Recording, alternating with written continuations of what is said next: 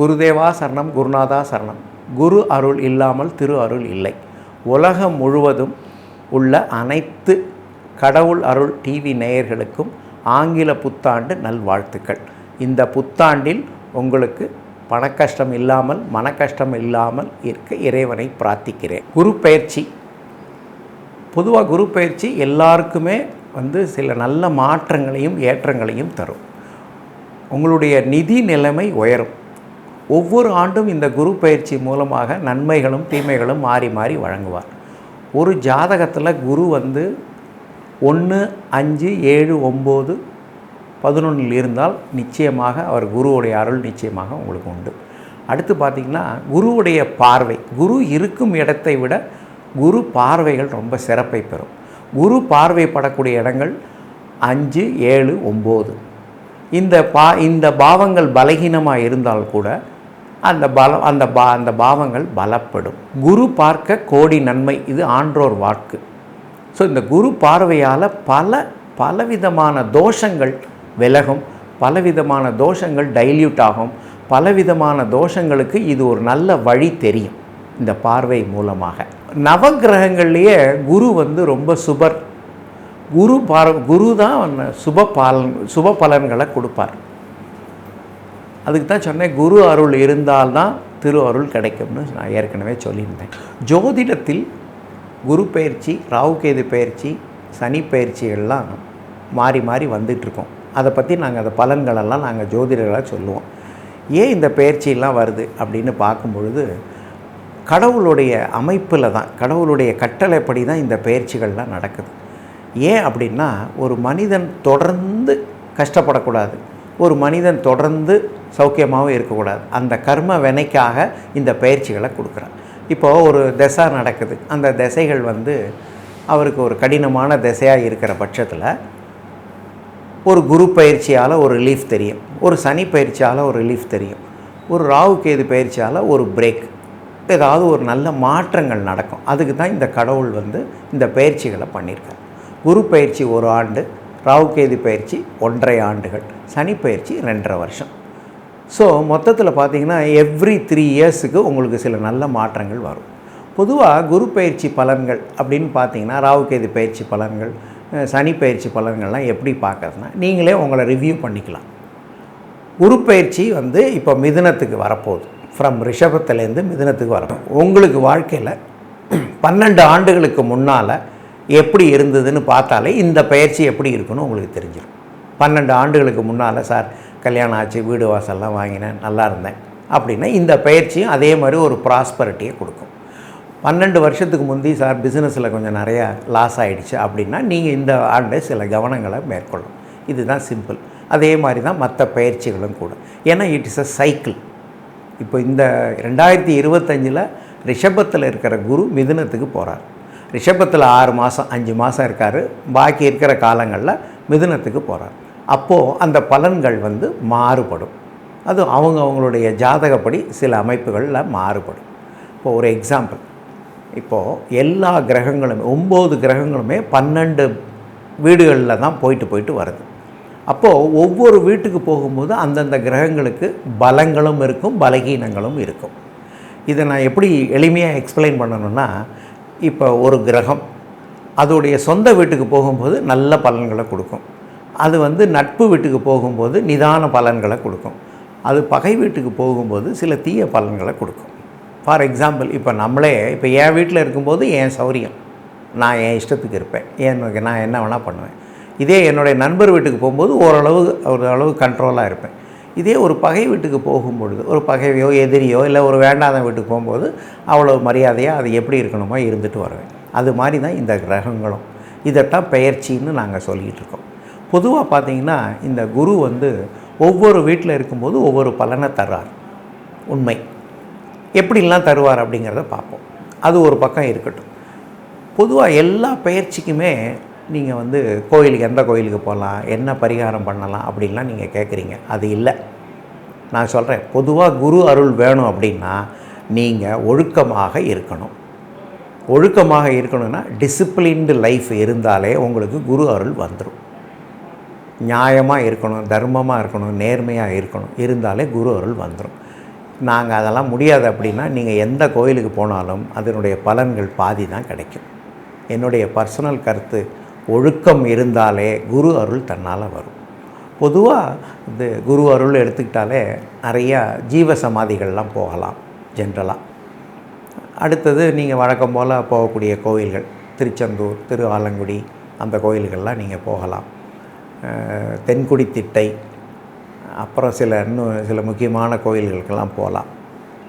பொதுவாக குரு பலமாக இருக்கிற பட்சத்தில் பல நல்ல சுப நிகழ்ச்சிகள் உங்கள் வீட்டில் நடக்கும். அப்போவே நீங்கள் உணரலாம். நிறையா புண்ணிய காரியங்கள், புண்ணிய ஸ்தலங்களுக்கெல்லாம் போகிறதுக்கு வாய்ப்பு கிடைக்கும். நிறைய மங்களமான விஷயங்கள், சுப காரியங்கள் அதிகமாக நடக்கும். ஆக்சுவலாக பார்த்திங்கன்னா குரு அவர் பஞ்சபூதத்தில் அவர் ஆகாய மார்க்கம். அப்போது ஆகாயமாக இருக்கிற அந்த சிதம்பரம் நடராஜர் கோயிலுக்கு போயிட்டு வந்தால் ரொம்ப நல்லது. 2025 சிதம்பரம் நடராஜர் கோயிலில் போய் தரிசனம் பண்ணிட்டு வந்தீங்கன்னா ரொம்ப நல்லது. அது ஒரு கணக்கு சொல்லுது. குரு பலமாக இருந்தால் உங்களுடைய பல கஷ்ட நஷ்டங்களுக்கு தீர்வு தெளிவாக கிடைக்கும். உங்களுக்கு குரு புத்திமான்.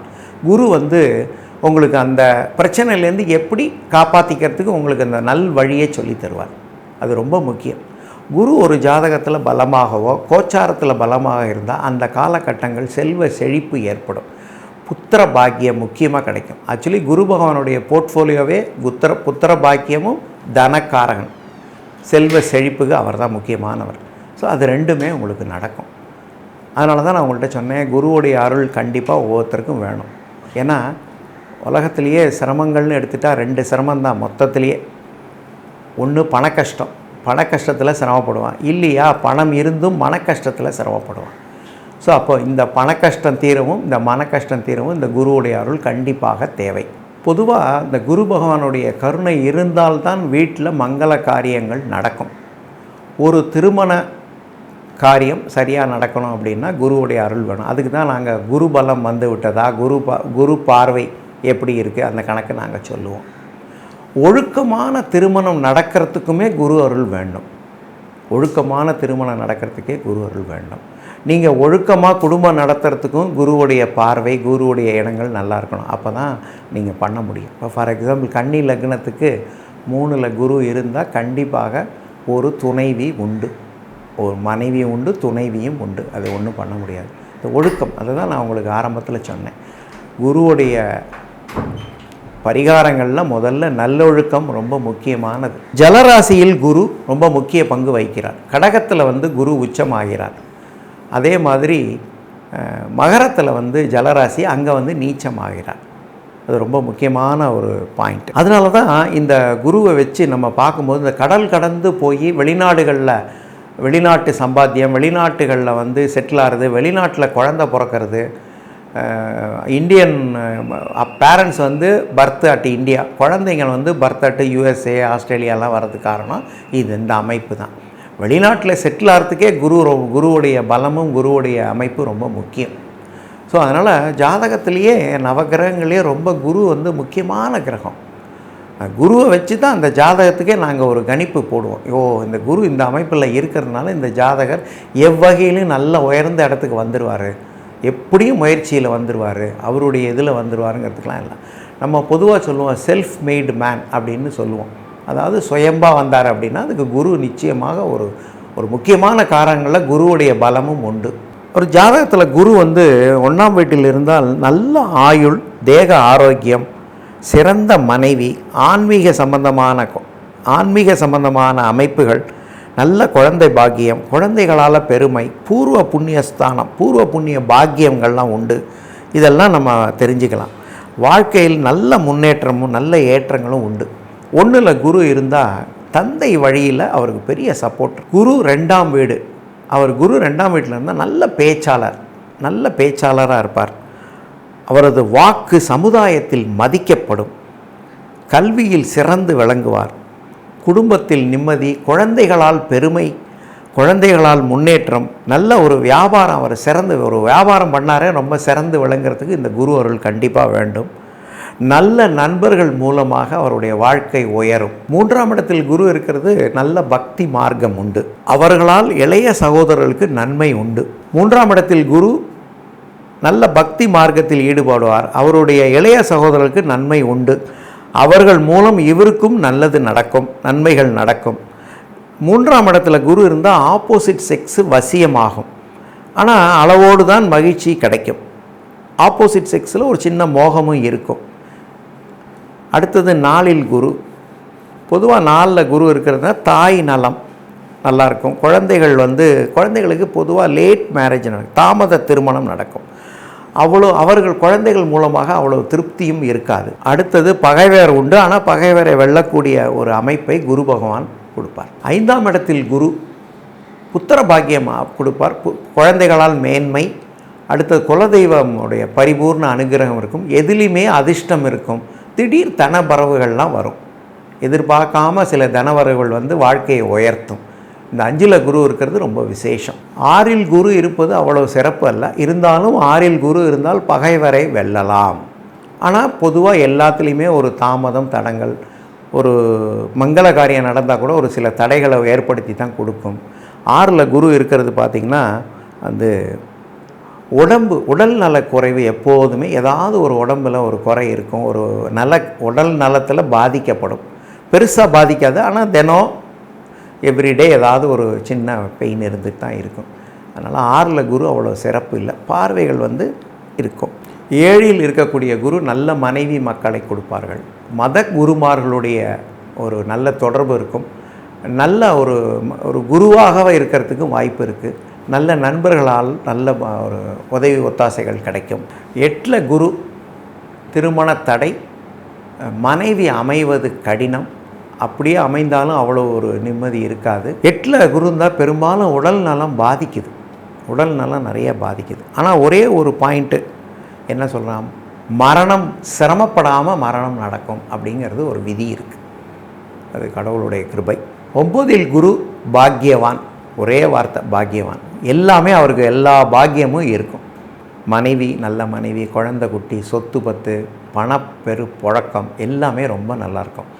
அதுக்கு மேலே இன்னும் என்ன சொல்கிறான்னா, உயர்ந்த பதவிகள் கிடைக்கும். அந்த பதவிகள் மூலமாக அவருக்கு பல பேருக்கு நல்ல வழி காட்டுறதுக்கு அமைப்பை கடவுள் கொடுப்பார். வெளிநாட்டு தொடர்புகள் ஏற்படும். வெளிநாட்டு மூலமாக ப்ராஸ்பரிட்டி வரும்.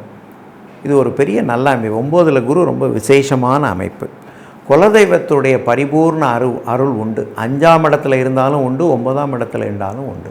10இல் குரு இருந்தாலே ஒரு நல்ல வேலை வாய்ப்பு, ஒரு ஜீவனம், தொழில் அமையும். செல்வ செழிப்பு உயரும். அரசாங்கத்தில் நல்ல பேர் வரும். அரசாங்கத்தால் ஒரு நல்ல அனுகூலங்கள் இருக்கும். ஒரு சமுதாயத்தில் ஒரு நல்ல மதிப்பு, பெயர்லாம் கிடைக்கும். இவர் 10இல் குரு இருந்தாலே எப்படின்னா, கோவிலெல்லாம் இருக்காங்க, இந்த ட்ரஸ்ட்டு, கோவில் வேலைகள், கோவில் சம்பந்தமான ரிலேட்டட் ஜாபு, இதுக்கெல்லாமே 10இல் குரு இருந்தால் கண்டிப்பாக அந்த வாய்ப்பு கிடைக்கும். அந்த வாய்ப்பை அவர் நல்ல முறையில் பயன்படுத்தி கொள்வார்கள். குரு 11இல் இருக்கிறது ரொம்ப விசேஷமான அமைப்பு. குரு 11இல் எடுத்தாலே எது எடுத்தாலும் வெற்றி, எதில் எடுத்தாலும் தன லாபங்கள் உண்டு. பொதுவாக பார்த்திங்கன்னா குரு 11இல் இருந்தாலே எப்போதுமே நல்ல வருமானங்கள் வரும், நல்ல லாபங்கள் கிடைக்கும், தொழிலில் நல்ல முன்னேற்றம் வரும். மூத்த சகோதர சகோதரிகளால் நிறைய அனுகூலமும் அவர்களால் நல்ல ஒரு ஏற்றமும் ஏற்படும். வாகன வசதிகள் கண்டிப்பாக உண்டு. எந்த வேலையை எடுத்தாலும் அவருக்கு ஒரு லாபம் உண்டு. எந்த வேலையை எடுத்தாலும் அவருக்கு நஷ்டங்கிறதே ரொம்ப குறைவாக இருக்கும். குழந்தை பாக்கியங்கள், நல்ல பாக்கியங்கள்லாம் கிடைக்கும். 12இல் குரு அவ்வளோ ஒரு சிறப்பு இல்லை. பொதுவாக 12இல் குரு இருந்தாலே ஒழுக்கமற்று இருப்பார்கள்னு ஒரு விதியும் இருக்குது. புண்ணிய ஸ்தலங்களுக்கெல்லாம் அடிக்கடி போகிறதுக்கு நிறைய வாய்ப்புகள் இருக்குது. குழந்தை பாக்கியமும் தாமதம் இருந்தாலும் உண்டு கண்டிப்பாக. இவர்கள் எப்போதுமே ஒரு போலித்தனமாகவே இருப்பார்கள். அவ்வளோதான், வேறு ஒன்றும் மெயினாக இல்லை. 12இல் குரு இருந்தால் ஒரு நல்ல உறக்கம் இருக்குன்னு ஒரு கணக்கும் இருக்கும். கொஞ்சம் சோம்பேறியாக இருப்பாங்க அப்படின்னு ஒரு கணக்கு சொல்கிறாங்க. பொதுவாக 2025இல் நடக்கக்கூடிய இந்த 3 பயிற்சிகள், திருக்கணிதப்படி சனி பயிற்சியும், மற்றபடி குரு பயிற்சி, ராகுகேது பயிற்சிகள் எல்லாருக்குமே ஒரு நல்ல மாற்றங்களையும் ஏற்றங்களையும் தரும் கண்டிப்பாக. அதில் சந்தேகமே வேண்டாம். இப்போ கடந்த 2 ஆண்டுகளாக நம்ம பொதுவாக எல்லாரையும் பார்த்த வரைக்கும் சில போராட்டங்களோட, சில மன கஷ்டங்கள், பண கஷ்டங்கள், போராட்டங்களோடு நம்ம எல்லோரும் கடந்துட்டோம். ஸோ 2025 நிச்சயமாக ஒரு நல்ல ஒரு திருப்பமான ஒரு ஆண்டாக அமைய எல்லாம் வல்ல இறைவனை வேண்டுகிறேன். எப்பொழுதுமே வழிகாட்டுபவன் ஜோதிடன், வாழ வைப்பவன் இறைவன் மட்டுமே என்று சொல்லி முடிக்கிறேன். வணக்கம். கடவுள் அருள் டிவியை பார்த்தமைக்கு நன்றிகள். மேலும் இது போன்ற தகவல்களை தெரிந்து கொள்ள கடவுள் அருள் டிவியை சப்ஸ்கிரைப் செய்யுங்கள். மறக்காமல் பெல் ஐக்கானை கிளிக் செய்யுங்கள்.